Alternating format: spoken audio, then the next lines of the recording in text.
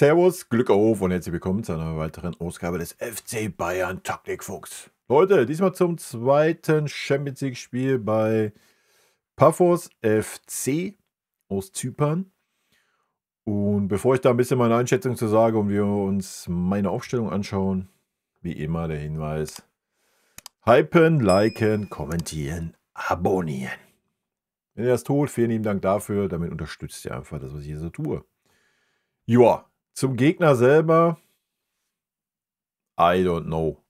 Ja, wirklich, I don't know. Kann ich gar nichts zu sagen, sagt mir nichts. Ich bin schon nicht so international drin im Thema, da bin ich schon gar nicht beim FC Paphos drin.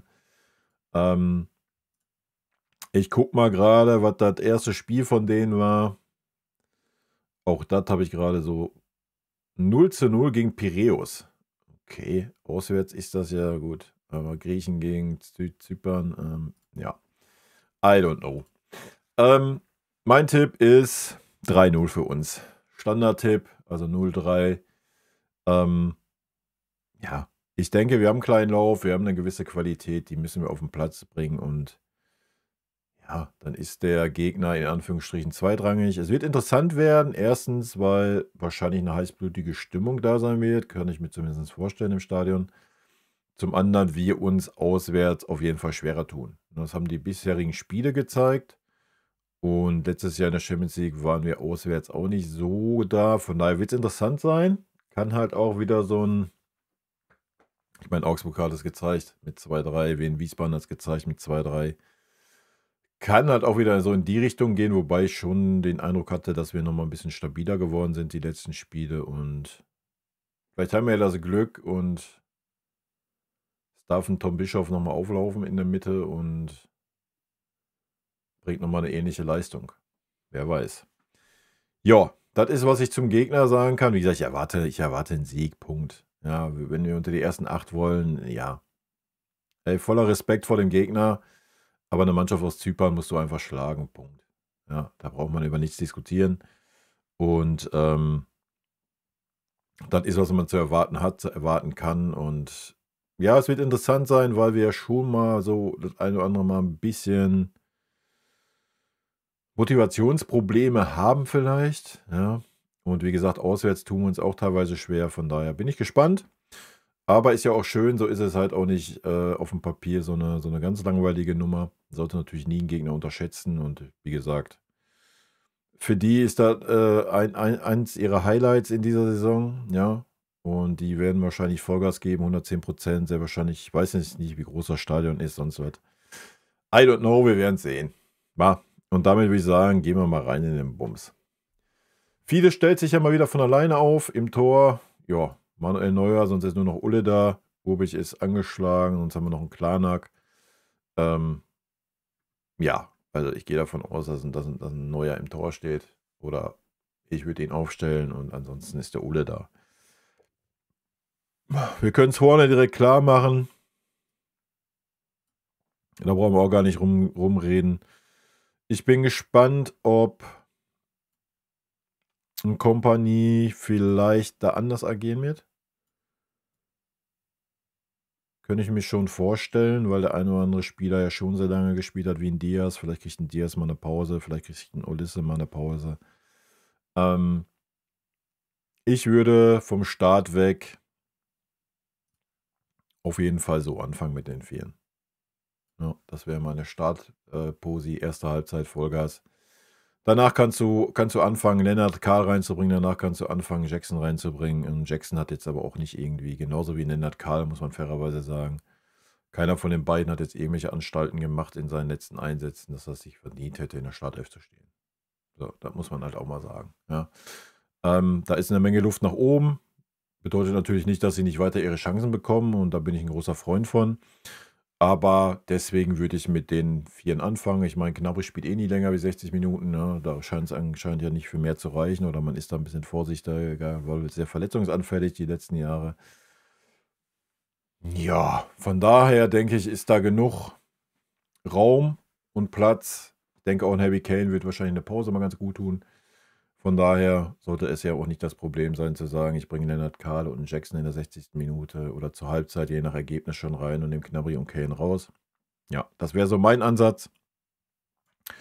Anstatt zu sagen, so, ich fange jetzt mit Jackson an.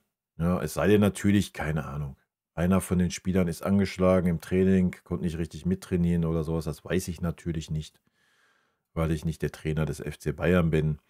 Wenn dem so wäre, ja, na klar, dann einen von den anderen beiden rein. Ja, also das nochmal bei allem nötigen Respekt, das ist ein Verein aus Zypern. So, da muss es auch reichen, wenn in Anführungsstrichen die zweite Garde da aufläuft. Ja, Punkt. Also da braucht man auch nicht rumdiskutieren, denke ich. Gut, ja, jetzt kommen wir vielleicht zu den machen wir noch die Außenverteidiger, weil das ist ja auch ein No-Brainer, weil alternativlos, da ist er.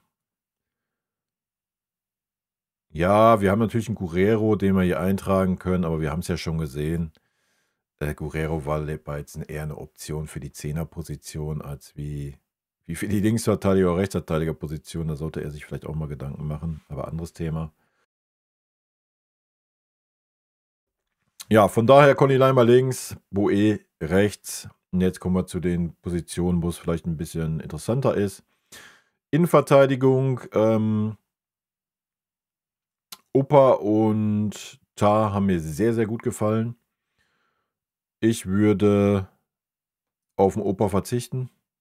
Einfach, ja. Also wenn Min Jae fit ist, ja. Einfach im Hinblick darum, dass der Vertrag eh offen ist und ja, eventuell ein Wechsel in der Winterpause im Raum steht, wenn man noch irgendwie Geld verdienen möchte, wenn da keine Einsicht herrscht, dass man vielleicht auch noch den Vertrag verlängern möchte. Und von daher ist, ja, muss man halt gucken, dass ein Kim auch weiterhin seine Spielzeit bekommt. Und er hat das ja auch gut gemacht im letzten Spiel, war dann leider angeschlagen. Ja, ansonsten, ja, müssen alle 3 Innenverteidiger spielen, ja. Wenn natürlich ein Tah jetzt irgendwie nicht bei 100% seiner Kräfte wäre, dann stellt halt einen Opa dahin. Ja. Also soll jetzt hier nicht gegen Opa sein, aber wenn ich die Wahl hätte, jetzt zu sagen, keine Ahnung, ich muss alle 3 Innenverteidiger Spielpraxis geben, dann wäre der Erste, der rausgeht, bei mir der Opa, weil du noch nicht mehr jetzt weißt, ob er nach der Winterpause noch da ist. So, Punkt. Ja, also sollte es mal die erste Aufgabe sein, dass Tah und Kim sich mal ein bisschen einspielen. So, weil da ist die Wahrscheinlichkeit ja viel, viel höher, dass sie auch in der Rückrunde noch da sind. Ne? Von daher muss man da jetzt auch mal ein bisschen klare Kante zeigen, ja, und dem Spieler das dann auch so kommunizieren. Ja. Man kann da ruhig mal ein bisschen Druck aufbauen, weil die Spieler üben auch Druck aus, wenn sie in ihr letztes Vertragsjahr gehen. Punkt. Gut, kommen wir zur Mitte. Ja. Bei mir wird ein Bischof wieder auflaufen, weil er einfach aus meiner Sicht ein sehr, sehr starkes Spiel gemacht hat. Und unser Spiel da auf jeden Fall extrem belebt hat. Ja. Ich würde mir natürlich mal wird natürlich nicht passieren, ja, schon gar nicht in diesem Spiel. Aber ich würde mir ganz gerne, super gerne die Kombo anschauen. Ja, unsere Zentrale der Zukunft vielleicht. Mit einem Bischof und einem Pavlovic. Das wäre schön. Und wie gesagt, Pavlovic ist fit. Ich denke nicht, dass jetzt ein Kimmich gerade so in dieser Topform ist. Ich denke, man hat es gesehen jetzt in dem Spiel, wo Kimmich nicht auf dem Feld war, dass Bischof die Rolle sehr gut ausgefüllt hat, die Josh sonst einnimmt, ja, den Spielaufbau. Wenn wir dazu dann noch einen Pavlo haben, der auch viel, viel stärker im Spielaufbau ist, wie es ein Goretzka ist. Von daher würde ich mir gerne diese Kombo mal anschauen. Und ich denke, so ein Gegner und so ein Champions League-Spiel wäre da der richtige Anlass für. Wird natürlich nicht passieren. Ich gehe davon aus, dass auf jeden Fall ein Kimmich auflaufen wird, weil er ja jetzt auch nur eine halbe Stunde hatte und kann er nicht das 3. Spiel in Folge nicht auf dem Platz stehen. Das ist ja Majestätsbeleidigung. Von daher wird Kimmich zu 110% spielen. Ansonsten kriegt Winnie eine 1 mit Sternchen. Ja, weil von der Leistung her hat es ein Kimmich gerade nicht verdient, auf dem Feld zu stehen, wenn wir ehrlich sind. Punkt. Was auch gar nicht heißt, irgendwas gegen Josh. Er ist gerade einfach nicht in Form. So, Feierabend. Ja. Und Leon hat es ordentlich gemacht, denke ich, aber ja. Ich denke, Pavlovic hat seine Chance auch mal wieder jetzt verdient und Tom hat es gut gemacht. Ich wüsste nicht, warum man jetzt den Tom da wieder wegnehmen sollte. Ja, er war ein super belebender Faktor für unser Spiel. Hat einfach wieder eine ganz andere Qualität, was die Bälle in die Spitze angeht, reingebracht und ich wüsste nicht, warum man darauf verzichten sollte. Bischof Kimmich kann auch eine überragende Kombo werden, brauchen wir gar nicht drüber reden. Ja. Wenn Kimmich Normalform hat oder geschweige denn eine gute Form, ist Kimmich natürlich ein super starker Spieler für uns. Da brauchen wir gar nicht drüber diskutieren. Ja. Dazu dann Bischof an seiner Seite, wenn sie es dann hinkriegen mit der defensiven Rolle, wer wie was übernimmt, dann ist das auch stark. So, brauchen wir nicht drüber reden. Ja. Aber wenn ich jetzt denke, überlegt euch mal Pavlovic letzte Saison, Anfang letzte Saison, auf seinem Level und ein Bischof auf dem Level. Klar, beim Bischof haben wir jetzt ein Spiel gesehen, ja, das ist viel Vorschusslorbeeren von meiner Seite gerade. Aber das, was ich da gesehen habe, hat nicht begeistert und ich würde ihn wiederbringen, einfach auch um zu sehen, ja, war es jetzt eine Eintagsfliege oder kann er das immer leisten? Kann er das auch auswärts leisten, wo wahrscheinlich eher ein bisschen hitzige Stimmung ist? etc., etc. Ja, und sportlich, denke ich, hat das sich ja auf jeden Fall verdient. Also, warum ihn dann nicht reinbringen? Ja. Gut, ich bin gespannt, ob da wieder ein bisschen rotiert wird. Ich kann mir auch vorstellen, dass ein Vinny vielleicht echt mal so ein Conny eine Pause gibt und Guerrero dahinstellt, kann ich mir schon vorstellen. Ich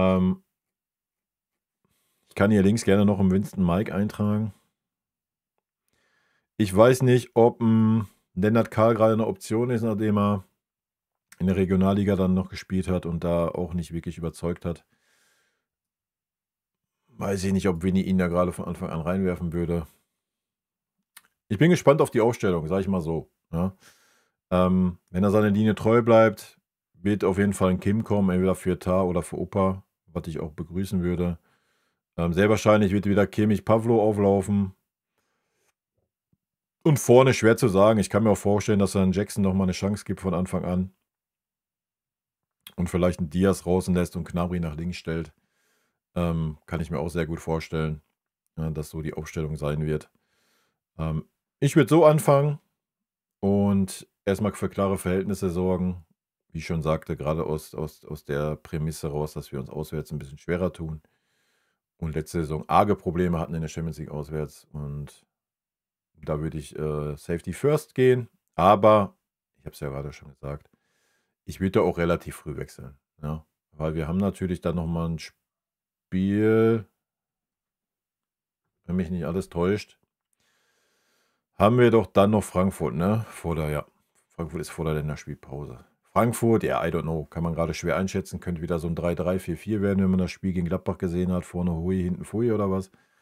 Auf dem Papier, ansonsten, ja, ist halt dann nochmal der krönende Abschluss und ich denke, nochmal bei allem Respekt für Paphos FC, ist jetzt keine Mannschaft auf super hohem Spitzenniveau und ja, da sollte man oder kann man dann schon mal ein bisschen Kräfte schonen. Vorteil ist ja, die Frankfurter spielen auf jeden Fall auch noch Champions League. Ich weiß gar nicht, wann die spielen, ob heute oder morgen oder was. Ist am Ende des Tages auch wurscht. Das wäre meine Aufstellung und ich bin gespannt, wie die Aufstellung sein wird. Mein Ergebnis-Tipp ist 3:0 und ich denke, wir werden ein gutes Spiel haben. Wen es interessiert, heute 18 Uhr, falls ihr das Video vorher seht. Live auf Twitch. 18:45 starten die PKs, da machen wir eine Live-Reaction im Stream drauf. Kommt natürlich dann hier auch auf YouTube, keine Sorge. Aber wer live dabei sein möchte, kann das gerne tun. Und in diesem Sinne, Leute, rot-weiße Grüße gehen raus. Haut rein, bis dann. Tschüssi. Vielen lieben Dank für euren Support hier auf dem Kanal. Und in diesem Sinne, gute Freunde kann niemand trennen.